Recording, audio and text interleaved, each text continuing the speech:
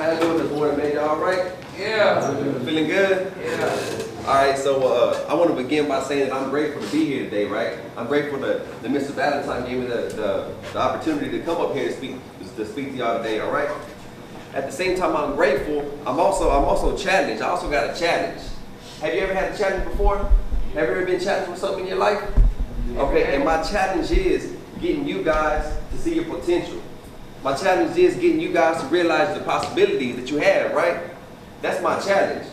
But I decided that I wasn't going to back down from it, though, that I was going to stand up against it, right? And I'm trying to figure out some kind of way, something I could say in some way, somehow that I could reach you. I could get you to see your potential, get you to see the possibilities in your life. How can I do it? Now, in the last couple of weeks, as I've been preparing for this message, I've been thinking, like, man, what could I do? What can I say? Because the thing about it, I was your age before, and like as Mrs. Valentine had just said, I've been to this school. I've been a whole bunch of different places that I wasn't expecting to go to, but I did though because the decisions I made. And when people stood up and told me, I need to stop doing this, I need to stop doing that, I didn't care. So I'm thinking like, man, what can I do? What can I say? And then a couple of days ago, bam, I think I got it. I might be wrong now, but I think I got it. So this is what I'm going to do. By the time I'm done with this speech right here, hopefully you're going to see things differently. You're going to see things in a way that you don't see them right now. And I'm going to do that by taking you on a trip with me. Okay? They're going to go on a trip with me. Now, I'm not talking about a physical trip, so Mr. Valentine hasn't approved me to take y'all on some type of field trip. It's going to be on a mental trip, okay? We're going to have 3 different stops. We're going to have 3 different stops.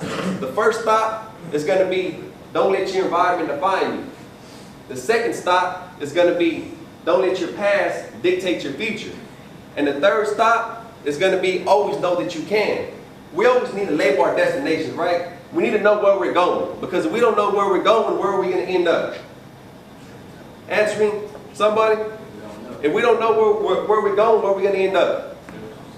We're going to end up nowhere, right? Okay, so we always got to know where we're going. So those are the 3 places that we're going. Now, I'm going to use a couple of illustrations to emphasize my points here, because that's how we remember things. We remember things by hearing illustrations and hearing stories.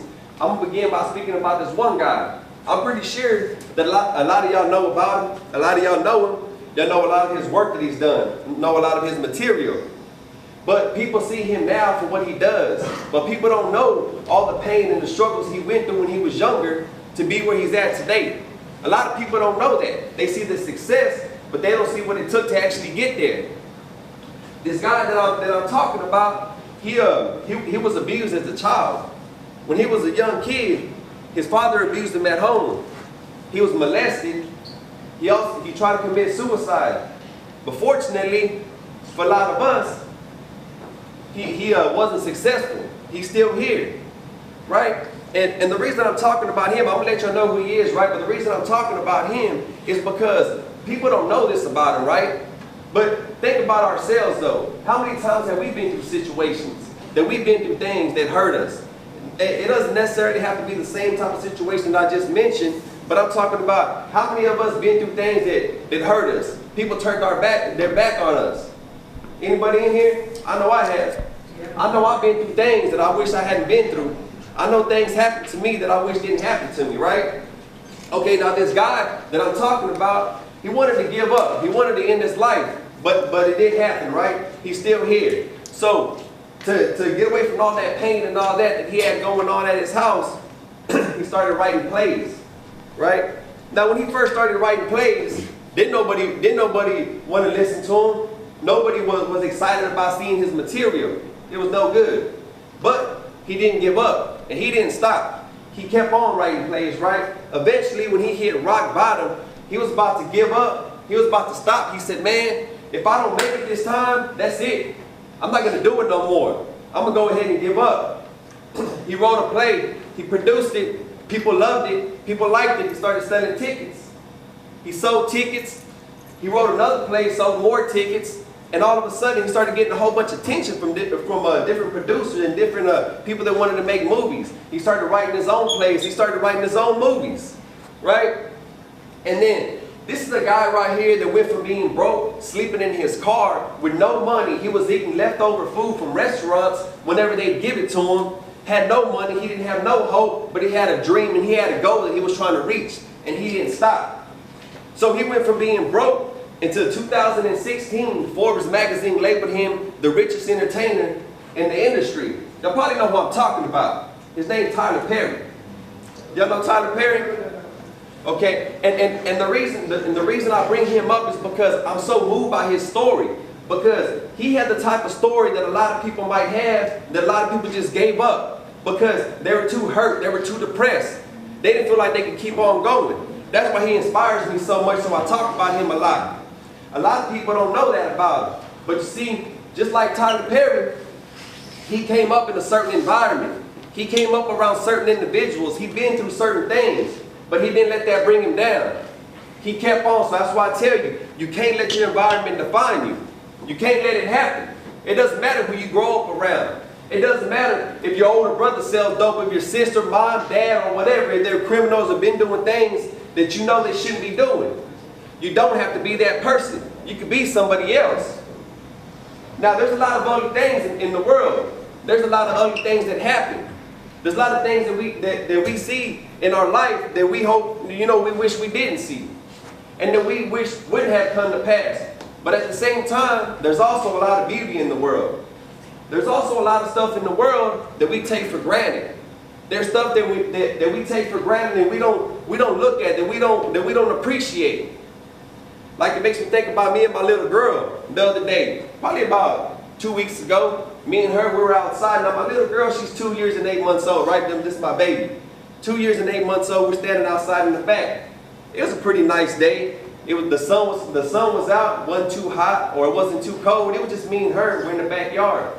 And then I heard her say, "Daddy, that's pretty." She can barely talk. She can talk real good, but you know how little baby talks. Y'all have nieces and nephews in here? Yeah. Little sisters, little brothers? Yeah. Now, y'all know whenever they see something, whenever they see something that excites them, and it excites them seeing them for the first time, it makes you feel good. It makes you feel good. It makes you smile, right? So she's like, "Daddy, that's pretty." And I looked at what she was looking at, and she was pointing at a butterfly, right?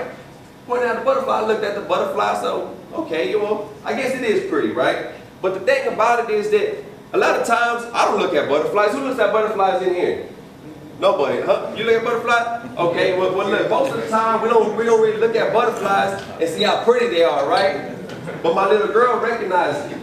And then I was looking at the butterfly and I said, man, you know what? It is pretty. But the thing about a butterfly, I said, it didn't always look like that. I started thinking.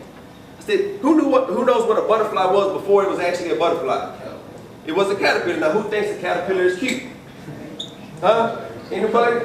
Okay, so most likely, I'm pretty sure if my little girl would have seen the caterpillar, she would have been like, "Ugh, Daddy, that's nasty." She would not want to play with it. She would not want to look at it. But that made me think about how a lot of our lives are sometimes. Because a lot of times we have past that we aren't too proud of.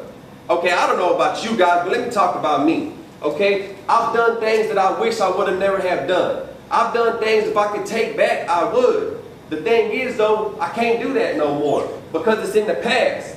It's in the past and I can't change none of that. But what I could do is I could work on me right now for something that I want in the future. I can't change nothing I've done in the past. But just like that caterpillar, it had an ugly past, but in its present state, it's pretty. It's beautiful. It's something that a little kid would look up at and say, "Man, that's pretty." You see, so that makes me think about me. It makes me think about my past and the things that I've done. And it makes me realize I can learn from nature. Just looking at that, because it makes me realize that regardless of what I've done, regardless of what I've been through, I don't have to let my past dictate my future. And neither do you. A lot of times we get stuck in what we've done before. The stuff that we've done, the crimes we've committed, the places we've done, the people we've hurt. We think about that. And then we think, man, I was a gangster, been a gangster, sold drugs, done things I wasn't supposed to. What happens is a lot of times that we stay with that mind state thinking, since I've done it before, I got to continue doing it. And one of the worst things about it is that the people you're around The people you're hanging around with, and you were out there committing crimes, selling drugs, doing things you weren't supposed to be doing, the people you were around were influencing you to do that because they're in it with you, right? How many times have you been around people and you were doing things you weren't supposed to be doing and everybody else was telling you you're doing the wrong thing, but yet you were still doing it? How many times has that happened? A lot of times. A lot of times? A lot of times. Okay, well look, see, so we have to make sure that we're around the type of people that influence us to do things that we should be doing rather than hurting ourselves. But you can't let your past dictate your future, regardless of who you've been. Regardless of who you've been and who you've been around. That doesn't mean you have to continue being that person. You see now, the next person I'm going to talk about, I know this guy real well. Okay? I know a lot about him. And I really don't like talking about him too much because this guy I'm about to talk about, he's done a lot of things that are hateful. He did a lot of things that he shouldn't have done. He did a lot of things I know he regrets. But I know him, and the reason I know this guy so intimately is because I'm talking about me. Alright? I'm going to tell you a little something about myself. Now, I didn't start out this conversation and this talk by explaining to you who I am or anything like that, right? I didn't start out too much getting in depth about it, and I'm not going to do that now. But I'm going to tell you a couple of things about me that's going to highlight the person I am and what I'm doing up here today. Okay? Me, I didn't grow up around people who came to schools and gave positive advice. I didn't grow up around people who were positive role models and try to influence me into positive behavior. I didn't grow up around those type of people. You see, I grew up around gang members and I grew up around drug dealers. I grew up around dudes that were in and out of lockup facilities that influenced me to do the same type of thing. Yeah, I have my own mind. I could have made my own decision. But when a young adult, a little kid, a teenager lives around these type of people, and they don't have no positive role models, that influences them to do wrong, and that influences them to do what they see. Now, the worst thing about it